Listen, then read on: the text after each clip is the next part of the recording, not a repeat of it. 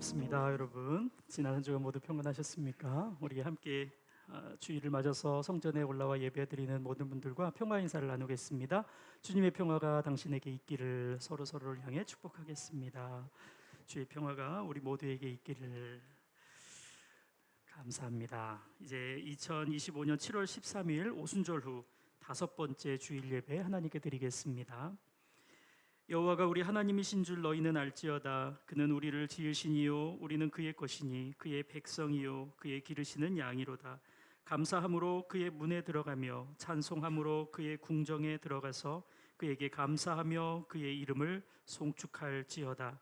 하나님은 영이시니 예배하는 자가 영과 진리로 예배할지니라. 아멘. 영원히 찬송과 경배를 받으실 하나님 아버지, 햇빛과 바람과 비를 준비하셔서 온 땅을 복되고 풍성하게 가꾸시는 창조자 하나님을 찬양합니다. 거룩한 주일을 맞아서 성전을 찾아온 저희의 심령도 믿음과 소망과 사랑으로 충만하게 채워주셔서 하나님을 사랑하고 하나님 안에 거하여 안식하게 하여 주옵소서. 이 시간 성령 하나님께서 저희들의 마음을 하나로 모아주시고 이 모인 마음이 하나님께로만 향하게 하여 주옵소서. 그리하여 나의 생각과 지식의 예배가 아니라 성령과 진리이신 예수 그리스도 안에서 드리는 예배가 되게 하옵소서. 삼위일체 거룩하신 하나님께 영광을 돌리오며 예수님의 이름으로 기원하옵나이다. 아멘. 함께 이 시간 우리와 함께 하신 우리 하나님을 찬양하고 경배를 드리겠습니다. 눈을 들어 주를 보라, 주의 영광을 보라. 눈을 들어 주를 보라, 주의 영광을 보라.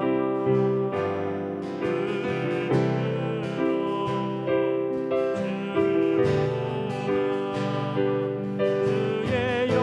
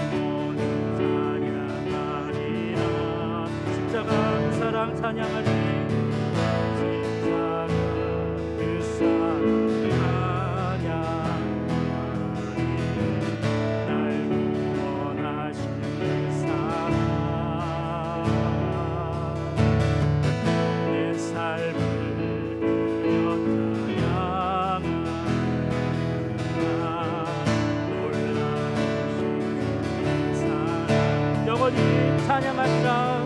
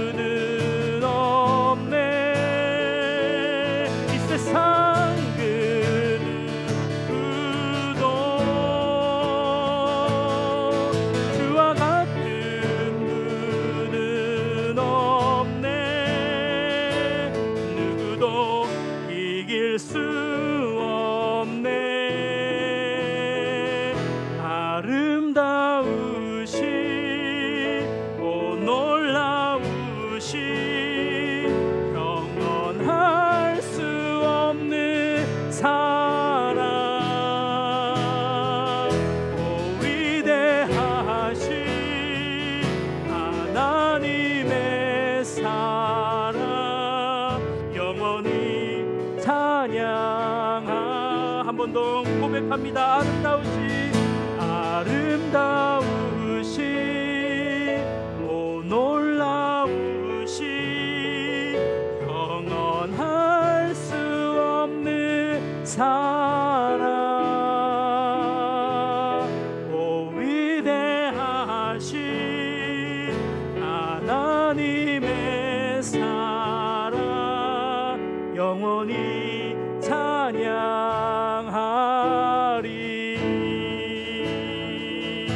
아멘.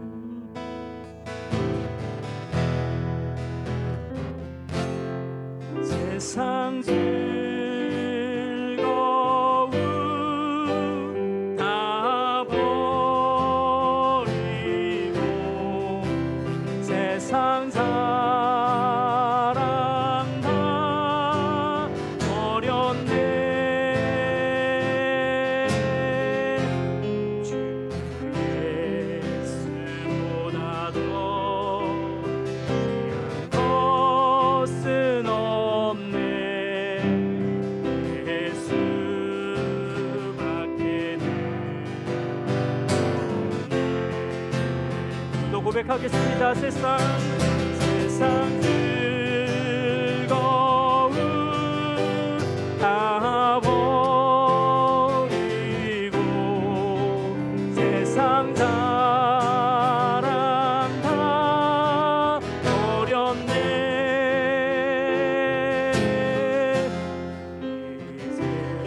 예수보다 더 귀한 것은 없네.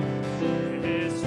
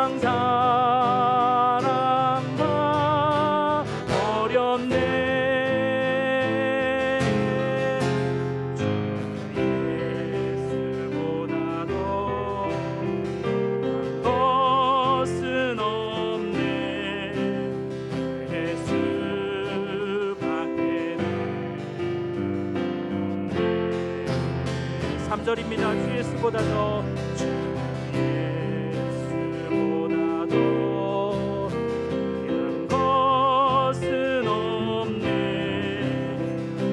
세상 행복과 바꿀 수 없네.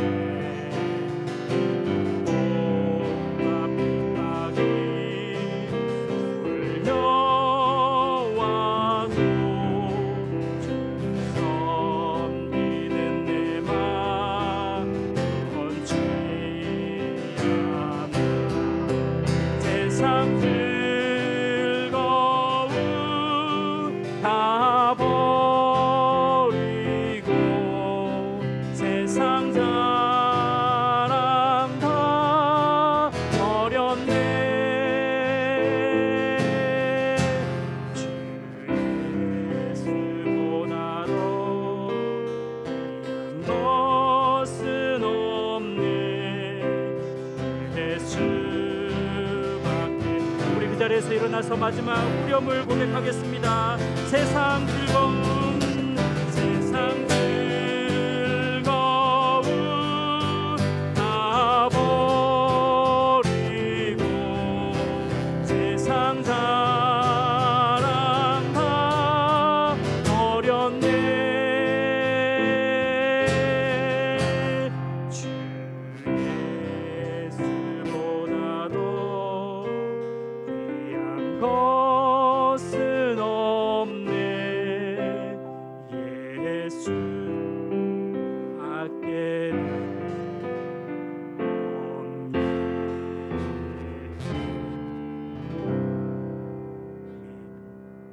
이제 겸손함으로 우리 주님 앞에 참회와 고백의 기도를 드립니다. 우리의 앉고 일어섬을 아시고 우리의 생각을 밝히 아시는 하나님 아버지, 하나님 앞에서는 우리가 숨길 수 있는 것이 하나도 없으므로 모든 죄악을 고백하며 회개합니다. 완악한 마음으로 지은 죄, 더럽고 추한 입으로 지은 죄, 폭력과 게으름과 도둑질과 같이 손과 발로 행한 죄, 허송세월하며 나태한 생활로 지은 죄를 용서해 주시옵소서. 기도를 멈추고 찬송이 끊어지고 말씀을 멀리하고 성령의 깨닫게 하심을 거역하며 자기의 주장과 자신의 자원으로만 살았던 교만함을 용서해 주시옵소서. 예수님의 이름으로 기도하오며 이어서 침묵으로 각자의 죄와 허물을 정직하게 회개합니다.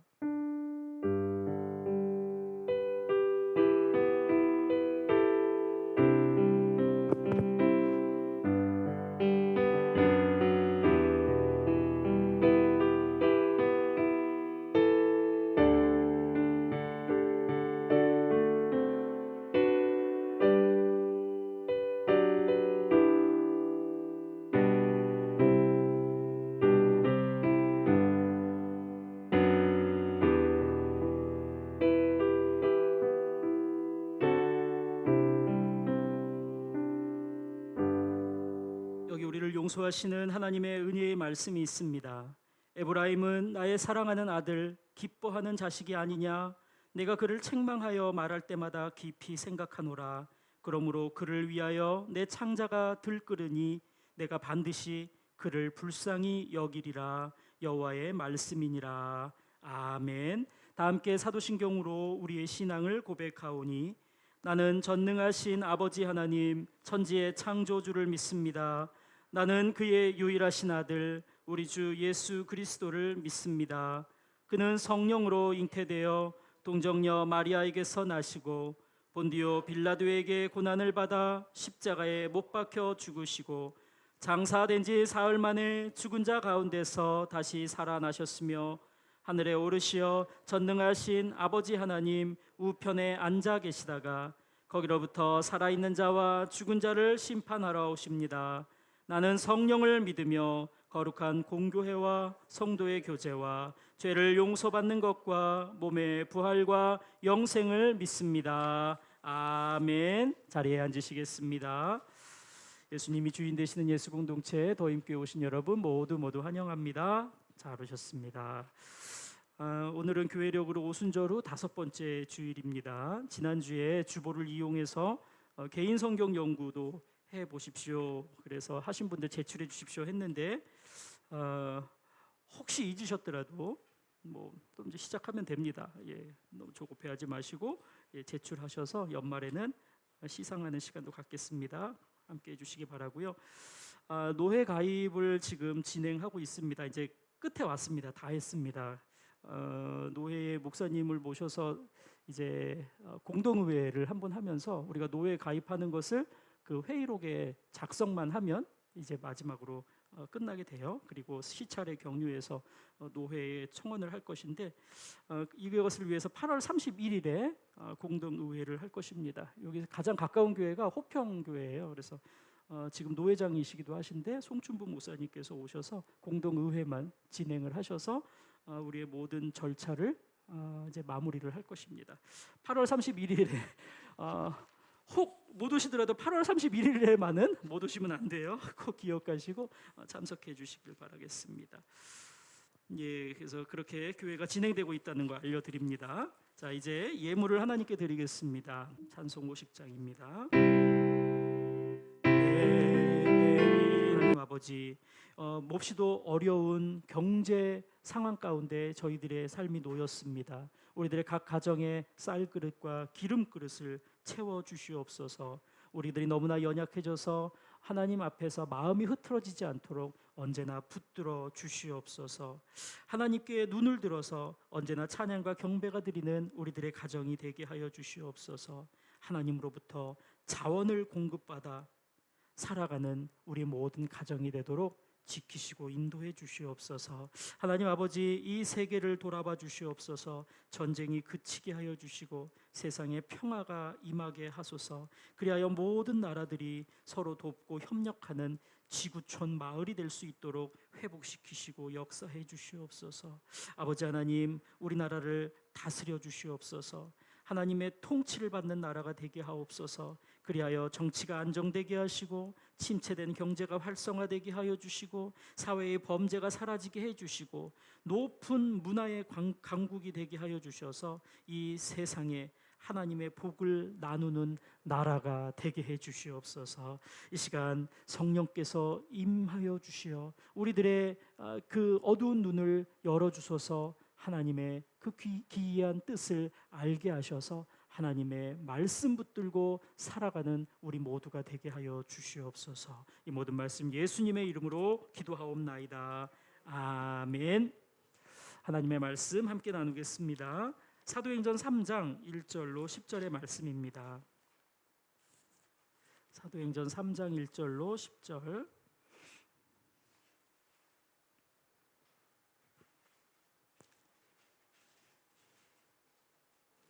말씀을 한 목소리로 봉독하겠습니다. 제9시 기도 시간에 베드로와 요한이 성전에 올라갈새 나면서 못 걷게 된 이를 사람들이 메고 오니 이는 성전에 들어가는 사람들에게 구걸하기 위하여 날마다 미문이라는 성전문에 두는 자라.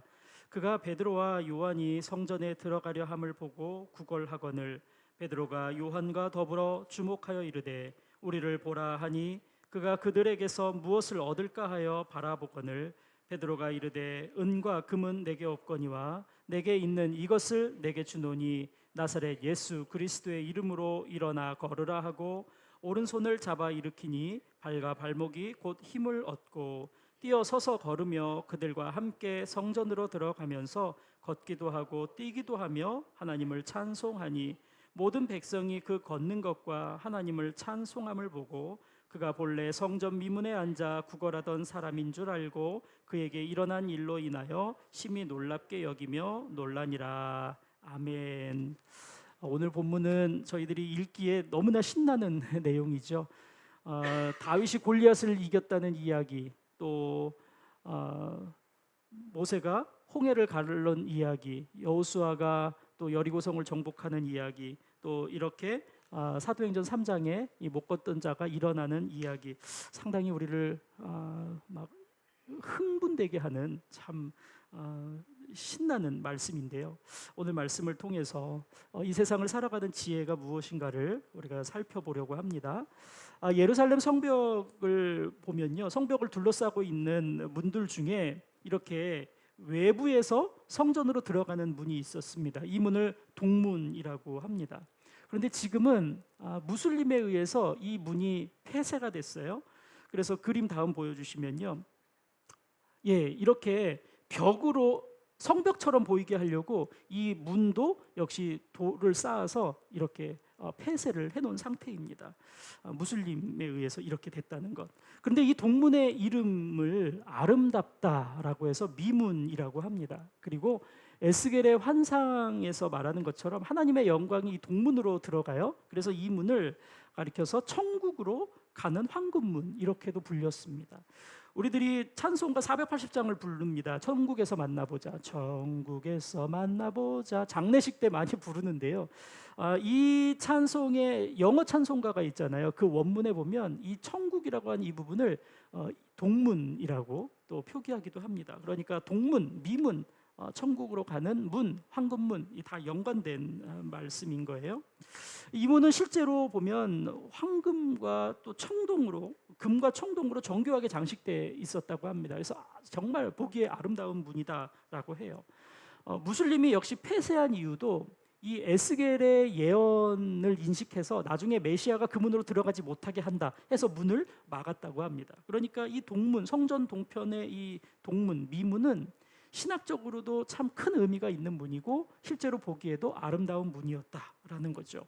자, 그런데 오늘 본문이 바로 이 문 앞에서 일어나는 일인데요. 이 아름다운 문, 그 이름과는 반대되는 현실이 이곳에 있었다는 것이죠. 그러니까 이 문 앞에 누가 있었냐면 나면서부터 못 걷게 되는 사람이 있었어요. 그는 구걸을 하고 있었다는 겁니다. 성경에 보면 이 사람이 40세가 넘었다라고 해요. 그러니까 이 사람이 매일 사람들이 짊어지고 와서 아침에 문 앞에 두고 저녁이면 데리고 가는 그런 사람. 그러니까 가난한 사람이었고 자기 하루하루의 삶을 다른 사람에 의존해야만 하는 삶이었다는 거죠. 그러니까 희망도 없었을 것이고요. 자존감도 잃었을 것이고 자신감도 잃었을 것입니다. 예루살렘에서 가장 아름다운 곳이라는 곳, 미문, 그곳에 있는데 인생에서 잃을 수 있는 모든 것을 잃은 이 사람은 내 인생도 아름답다라고는 말하지 못했을 것입니다. 그러나 살아야 하니까요. 풀뿌리라도 잡는 것처럼 매일 그 문 앞에 있어야만 했던 것이죠. 이처럼 찬란한 태양빛이 반사돼서 눈도 못 뜰 만큼 참으로 환하고 아름답고 웅장한 문 앞에 가장 초라하고 작고 냄새나고 사람들이 꺼려하는, 환영받지 못하는 사람이 있다는 이 대조적인 모습, 아름다움과 아름답지 않음이 함께 있는 이 모습, 이 모순 같은 현실, 이것이 당시 성전 미문의 모습이었다는 것입니다. 자, 그런데 이 아름다움과 아름답지 않은 모습이 우리의 삶에도 있지 않을까라는 것입니다. 오늘 나에게도 잃어버려서 결핍되고 부족하고 초라해진 것이 무엇일까? 할 만큼 좋았다라고 느끼지 않았어요. 그런데 지금 와서는 그때를 그리워한다는 것이죠. 왜 그럴까요? 그만큼 지금 아무리 세상 전체가 풍요로워지고 아름답다 할지라도 내게만은 만족할 수 없는 것이 없기 때문에, 만족할 수 있는 것이 없기 때문에 그렇게 자꾸 옛날만을 그리워한다는 것이죠. 풍요롭고 호화롭고 아름다운 것이 가득한 지금 이 시대에 나는 개인적으로 무엇이 없어서 그렇게 아쉽고 그립고 현재를 아름답게 여기지 못하는 것일까? 건강을 잃을 수도 있습니다. 미모를 잃었기도 했겠죠. 지혜를 잃어버렸습니다. 재력을 잃어버렸습니다. 능력을 잃어버렸습니다. 친구를 잃어버린 이도 있을 것입니다. 하나님을 잃은 이도 있을 것입니다. 또한 여러 가지 이유로 깊이 의존해야만 하는 어떤 중독이 있거나 또는 마음의 어떤 내면이 변해서 자기의 정체성과 일상과 삶의 능력을 잃어버린 사람도 있을 것입니다. 오늘 우리가 예배를 드리고자 이곳에 와서 하나님께 기도를 했어요. 하면서 우리는 나의 잃어버린 것들의 회복을 위해서 각자는 기도했을 것입니다. 그런데 그 잃은 것들의 회복을 기대하면서 과연 그것이 회복될 것인가라는 기대와 희망도 함께 가지고서 기도했을까? 이건 또 좀 다르겠죠. 바라는 건 있지만 그것이 이루어질 것이라는 기대와 희망이 내게도 있었는가? 우리가 잃은 것의 회복을 위해서 기도하지만 그렇게 큰 기대와 희망이 없이 기도할 때가 많은데 그것은 아마도 기대하고 희망 생각했을 수도 있습니다. 그러면서도 마지못해 살아야 하니까 바람이 있지만 큰 기대와 희망을 확신하지 못한 채 살아가는 이 본문의 이 주인공 같은 모습이 우리에게도 있지 않을까. 다시 성전 미문으로 가보겠습니다. 성전 문 앞에서 무슨 일이 일어난 것이죠? 베드로와 요한이 제9시 기도 시간, 그러니까 오후 3시입니다. 오후 3시에 성전에 올라갔습니다. 성전 문 앞에 나면서 못 걷게 된 사람, 구걸하는 사람이 있습니다. 이 사람은 어떤 돈이나 먹을 것을 좀 줬으면 하고 베드로와 요한을 바라봤겠죠. 그러니까 그가 가진 기대라는 것은 뭐 대단한 게 아닙니다. 내 인생 책임져 주십시오가 아니라 단지 물질적이고 일시적인 것일 뿐입니다. 그런데 이 베드로와 요한에게는 그의 원함을 해소해 줄 수 있는 가진 게 없었다는 것이죠. 하지만 그들의 주님이셨던 예수님을 닮은 마음만은 이 두 사람에게는 있었던 거예요. 그 마음이 뭡니까? 긍휼의 마음이죠. 약자를 볼 때 내장이 끊어지는 아픔, 그 긍휼의 마음을 베드로와 요한도 가지고 있었다는 것. 그래서 예수님 닮은 그 긍휼의 마음을 가지고 베드로가 오늘 말합니다. 6절에서 뭐라고 합니까? 은과 금은 내게 없거니와 내게 있는 이것을 내게 주노니 나사렛 예수 그리스도의 이름으로 일어나 걸으라. 내게 가진 게 없습니다. 단지 예수의 이름으로 일어나 걸으라. 걷지 못하는 자에게 일어나 걸으라라고 담대하게 선포하고 있습니다. 이렇게 말할 수 있다는 것은 믿는 구석이 있기 때문이죠. 믿음이 있었다는 겁니다. 무슨 믿음입니까? 부활하신 예수님이 성령 안에서 그의 제자들을 통해 지금 일하신다는 믿음이 베드로에게 있었던 것이죠. 그래서 베드로는 지금 이 현장에 예수님이 일하고 계시구나라는 것을 확신할 수 있었기 때문에 그 자리에서 예수 이름으로 명할 수 있었던 것이죠. 예수 이름으로 일어나 걸으라. 믿음으로 명령합니다. 선포합니다. 그리고 오른손을 잡아 일으킵니다. 그러자 발과 발목에 힘을 얻었다고 했습니다. 홀짝 뛰어서 섰습니다. 그리고 걷습니다. 그리고 성전 안에 들어가면서 하나님을 찬양합니다. 걷기도 하고 뛰기도 했다고 했습니다. 이 사람은 그동안 40세가 넘도록 성전에 한 번도 갈 수 없었던 사람입니다. 유대인임에도 불구하고 말이죠. 왜 그렇습니까? 율법에는 신체에 결함이 있는 자, 레위기에 보면 다리 저는 자라고 분명히 말하고 있습니다. 신체에 결함이 있는 자는 성전에 들어갈 수 없다는 율법이 있습니다. 이것 때문에 그는 성전 앞에 매일매일 가지만 성전 문을 열고 한 번도 들어가 보지 못했던 사람입니다. 그제서야 40년 만에 처음으로 성전에 들어갈 수 있게 된 것이죠. 이로써 성전 미문 앞에서, 아름답다고 하는 그 문 앞에서 무엇이 선포되는 겁니까? 예수 그리스도의 이름이 치유와 구원의 능력이 있다는 것을 비로소 모든 사람들 앞에 계시되고 선포된 것입니다. 정말 미문이라는 그 이름처럼 예수의 이름으로 아름다운 일이 그 앞에서 펼쳐진 것이죠. 우리의 삶을 다시 한번 보겠습니다. 우리는 매일 한숨 짓고 걱정합니다. 때로는 절망하고 우울합니다. 우리의 인생이 아름다운 인생이라고 그렇게 말하고 싶지만 그렇게 말하기에 정말 민망할 만큼 추한 일도 너무나 많습니다. 내 힘으로 예측할 수 없는 불확실들이 너무나 많습니다. 우리는 계속 건강할 것이라고 자신할 수 없습니다. 우리가 살고 있는 이 사회의 불경기가 호황으로 역전될 것이라고 자신 있게 말하기 어렵습니다. 어제까지 정말 가족보다 더 친한 친구였는데 오늘 나에게서 원수가 되는 일도 생길 것입니다. 기쁨으로 찬송하고 사랑하고 공동체를 섬기는 참으로 믿음의 사람이라고 했던 그 사람이 어느새 영적 침체에 빠져서 가장 교회의 공동체에 걸리는 돌뿌리가 되는 경우도 있습니다. 정말 우리는 불확실함으로 엉망으로 뒤엉키고 풀기 힘들고 이해하기 힘든 일들이 가득한 현실 가운데 살아가고 있습니다. 그런데 이러한 현실 앞에 성경은 우리에게 늘 동일하게 증언하는 바가 있습니다. 이러한 역사 속에, 이러한 현실 속에 예수님이 친히 오셨다는 것을 성경은 말씀하고 있습니다. 제자들이 너무나 고단해서 예수님을 기다리다가 배에서 잠이 들었습니다. 그런데 그 잠자는 사이에 몰래 찾아오는 광풍이 그들을 괴롭힙니다. 그래서 이 광풍과 미친 바람과 싸웁니다. 제자들은 그 배 안에서 지치고 두렵습니다. 그런데 예수님이 그 배 안에 찾아오시죠. 그리고 제자들을 평안하게 하십니다. 조금 전까지 미친 바다였는데 이제 제자들의 앞에는 두 개의 바다가 펼쳐지게 되는 겁니다. 안심해라는 바다와 평안해라는 바다인 것이죠. 혼인잔치가 무르익었습니다. 그런데 잔치가 일주일 동안 진행돼야 되는데 중간에 포도주가 동이 났습니다. 파장 분위기의 이 잔치가 됐습니다. 이렇게 된다면 이 혼주는 얼마나 죄송할 것이고, 이 잔치를 주도한 그 잔치를 주도한 사람은 또 얼마나 수치스러웠겠습니까? 정말 위기의 잔치인데 예수님이 오셔서 그 잔치를 다시 신바람 나는 풍악이 울리게 하는 잔치로 바꾸셨다는 것이죠.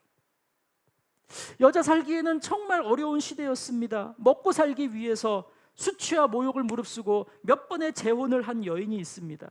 그러나 그 여인은 아무리 스스로 물을 기르면서 삶의 결핍과 갈증을 채워보려고 하지만 그것을 채울 수 없었습니다. 그런데 그때 예수님이 오셔서 그 여인에게 영원한 샘물이 되어주셨습니다.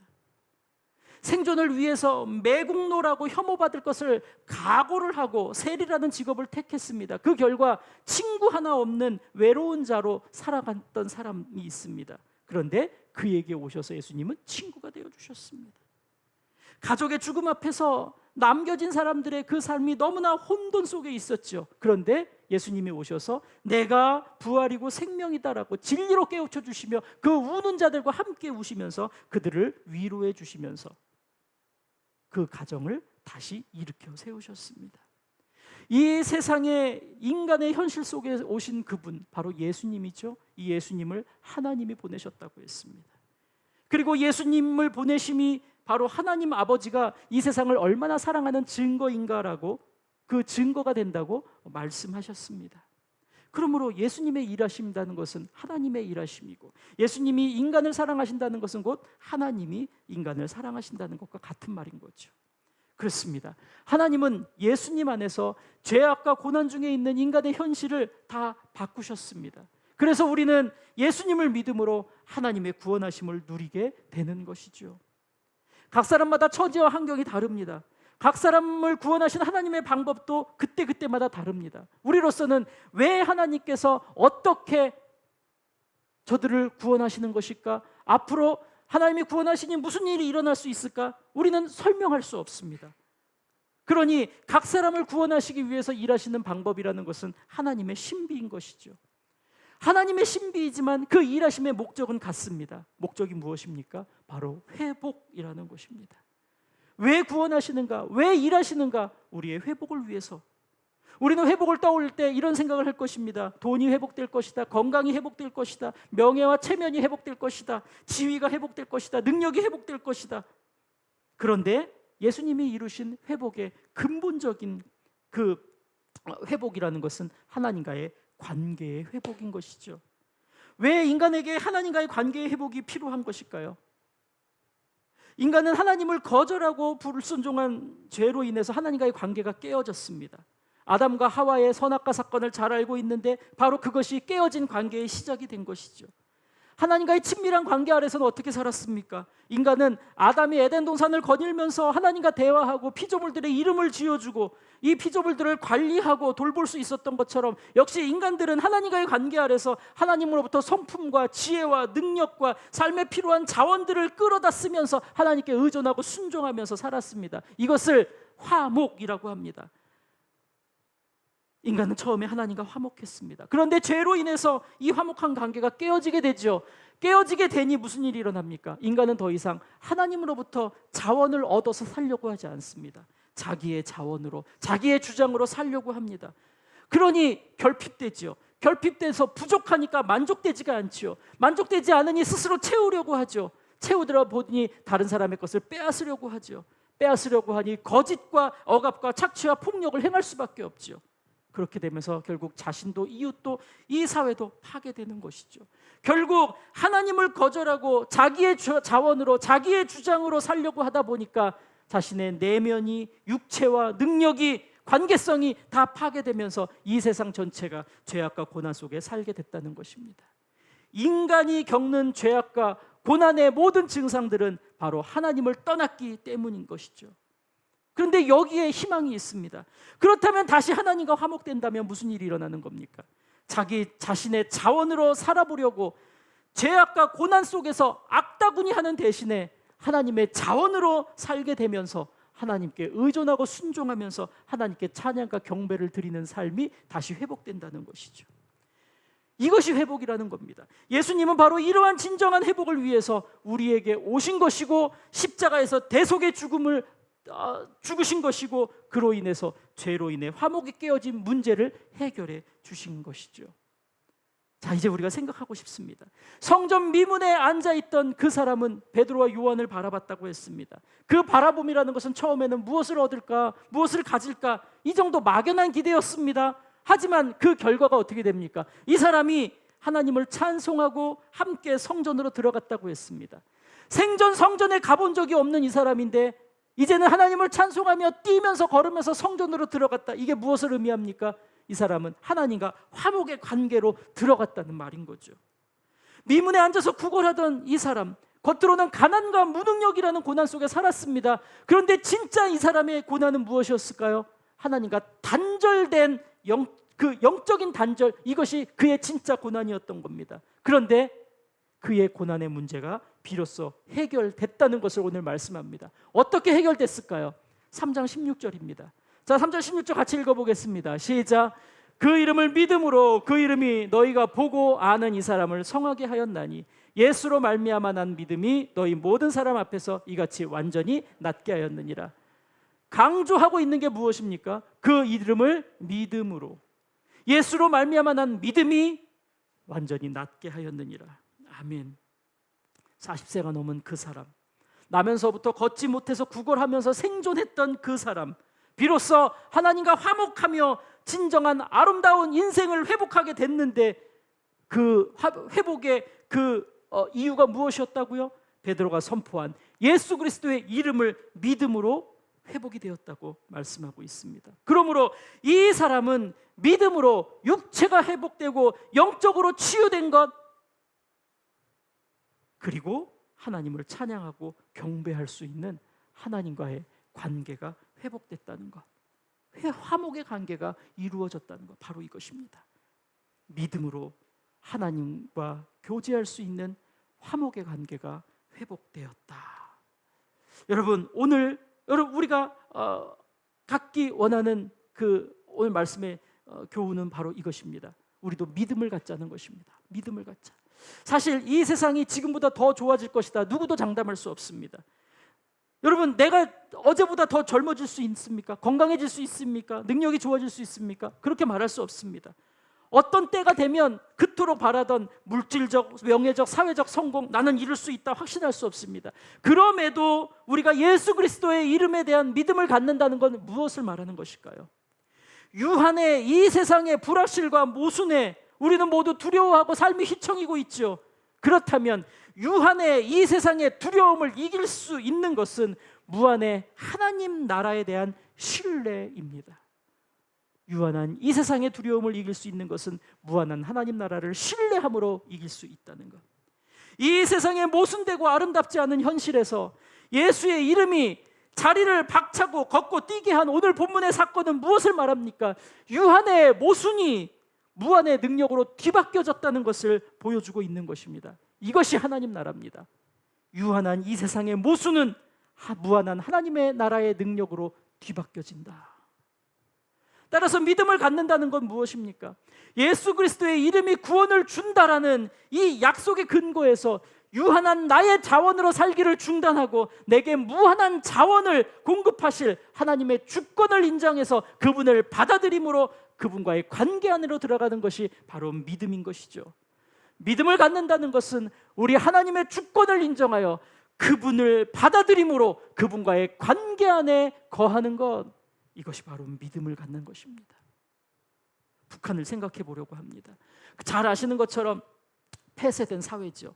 세계에서 가장 심각한 종교 박해 국가입니다. 한국 전쟁 이후에 북한의 모든 종교는 다 금지됐습니다. 교회들은 다 폐쇄되고 파괴되었다고 했습니다. 그렇다면 기독교인들까지도 다 사라진 것입니까? 우리가 잘 아는 것처럼 지하교회라는 비밀교회가 존재하고 있다고 하지 않습니까? 발각되면 체포될 것이죠. 고문당할 것이죠. 처형당할 것이죠. 그래서 철저히 비밀리에 예수의 이름을 부르며 믿음을 지켜가고 있다는 이야기를 우린 들었을 것입니다. 그 결과 세계 기독교 박해 지수를 발표하는 오픈도어의 보고서에 따르면 북한에 기독교인들이 있는데 그 기독교인의 수가 3만 명에서 7만 명 정도가 될 것이고 그들은 정치 수용소에 갇혀 있는 상태다라는 보고를 합니다. 또 일부 연구자들은 말합니다. 지하 교회에 있는 신자들까지 따지면 약 20만 명의 기독교인이 북한에 있다라고 말합니다.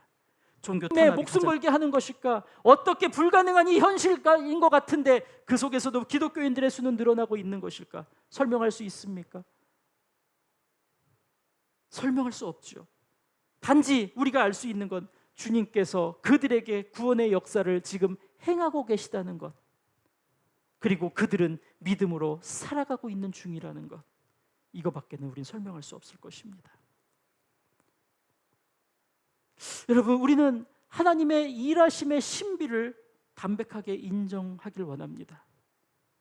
하나님의 일하심이 신비라는 것, 그러나 그것을 인정합니다. 그것은 곧 무슨 말입니까? 하나님의 주권을 인정하는 신앙인 것이죠. 전도서 7장 14절을 보면 지혜자가 말합니다. 삶의 주권이 하나님께 있다는 것을 아는 사람은 형통한 날에는 기뻐하고 공고한 날에는 되돌아보아라, 이렇게 말합니다.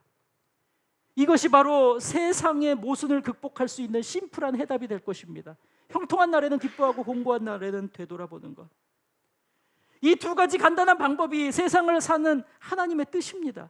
하나님은 우리가 단 하나로 말할 수 없고 이해할 수 없는 이 엉키고 설킨 뒤죽박죽 같은 세상에서 삶은 어떠한 것이다라고 말하고 단정짓고 판단하고 세상의 이치는 이런 것이다라고 결정하는 건 원치 않으신다는 것입니다. 왜냐하면 그때그때 다 다르기 때문인 것이죠. 그때그때 감사하면 감사할 수 있고, 기쁘면 기뻐할 수 있고, 슬프면 슬퍼할 수 있고, 기도해야 되면 기도해야 되고, 그러면서도 중요한 것은 모든 순간에 하나님으로부터 마음이 흐트러지지 않고 하나님 안에 거하는 것, 즉 관계에서 벗어나지 않는 것, 이것이 우리 인생들에게 허락하신 삶의 방법이라는 것이죠. 전도서는 그것을 말하고 있습니다. 그러면 우리가 그렇게 어떠한 상황에서도 하나님을 향해서 마음만은 놓지 않고 그 관계 안에 살아가고 있다면 하나님은 그 속에서 하나님만의 신비로 일하셔서 하나님의 뜻을 이루신다고 말씀하고 계십니다. 그러므로 우리 모두 이 세상의 이치를 다 이해하고 깨닫는 지혜자가 되려고 하는 것, 우리는 그런 욕심에서 벗어나길 원해요. 실제로는 틀리는 게 더 많고 모르는 게 더 많은 엉터리 지혜자가 되는 것이죠. 그러기보다는 예수 그리스도 안에서 역사하시는 하나님의 구원의 신비를 우리는 가늠해 볼 수는 없겠지만 하나님은 우리를 위해서 일하신다는 것을 분명히 믿음으로 우리에게 주신 인생을 감사와 즐거움으로 살아가는 성경적인 지혜자가 되시길 바랍니다. 우리 함께 찬양하며 기도하겠습니다. 우리 주위에서 이해할 수 없고 원치 않는 일들이 일어나고 있죠. 그렇지만 하나님의 선하신 뜻이 이루어진다는 그 믿음으로 우리는 하나님 안에서 살아가겠습니다. 하나님을 바라보겠습니다. 우리는 주님께 갑니다. 이렇게 결단하면서 찬양하겠습니다.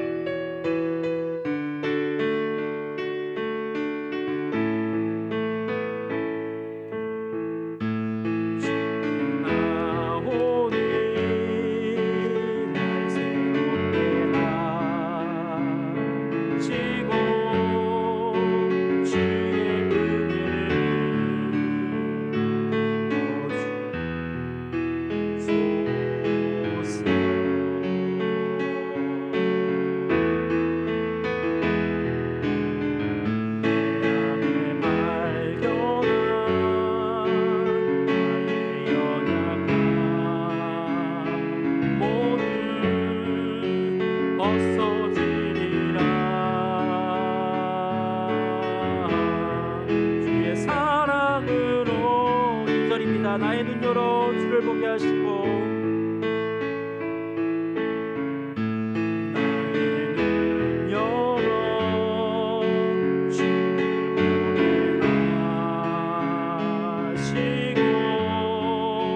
주의 사랑을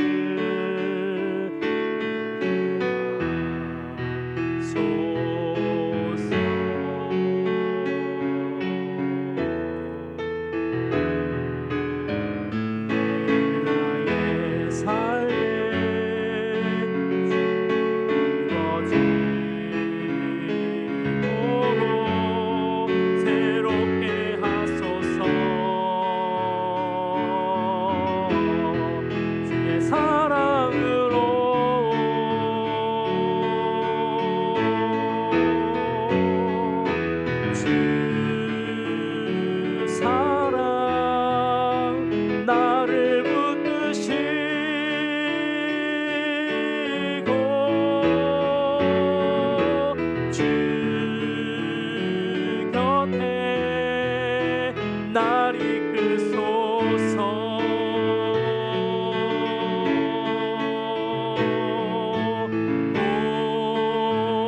목소리 날개쳐 올라가듯 나 주님과 함께 일어나 걸으리. 주의 사랑 안에 기도하는 마음으로 주 사랑 나를 붙이고 주 사랑 나를 붙드시고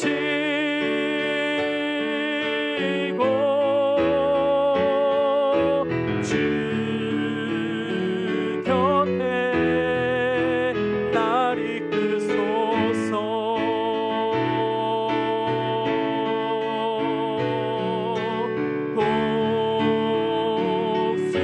독수리 날개쳐 올라가듯 나 주님과 함께 일어나 걸으리. 주의 사랑 안에 나 주님과 함께 일어나 걸으리. 나 주님과 함께 일어나 걸으리. 주의 사랑 안에.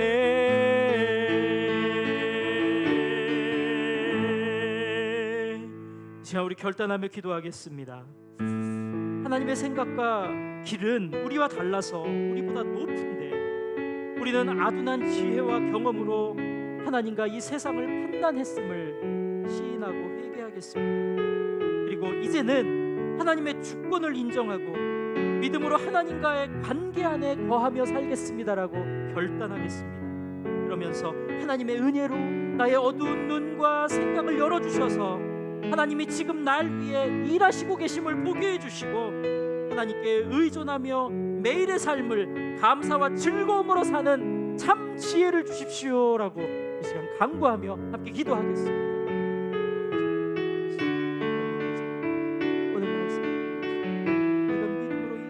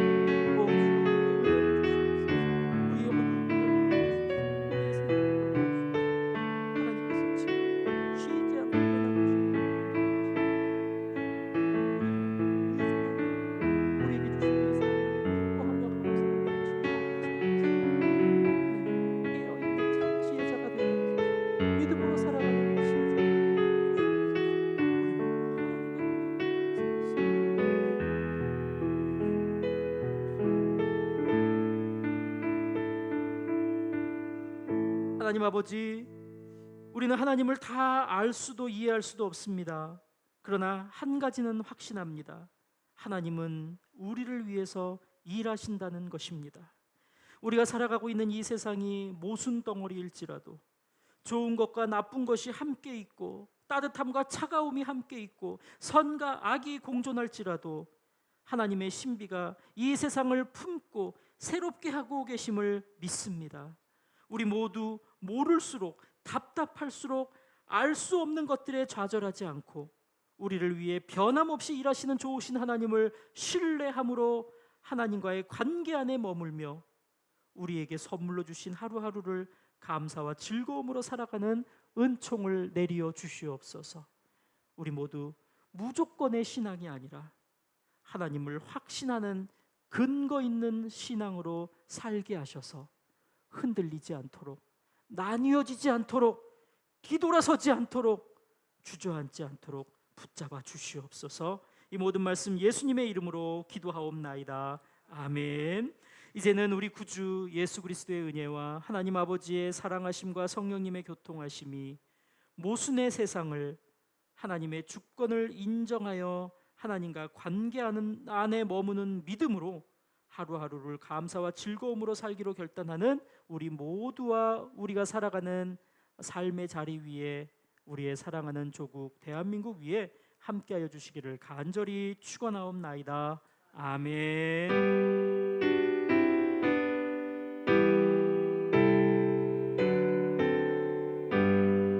그 자리에서 일어나셔서 기쁨으로 파송에 찬양합니다.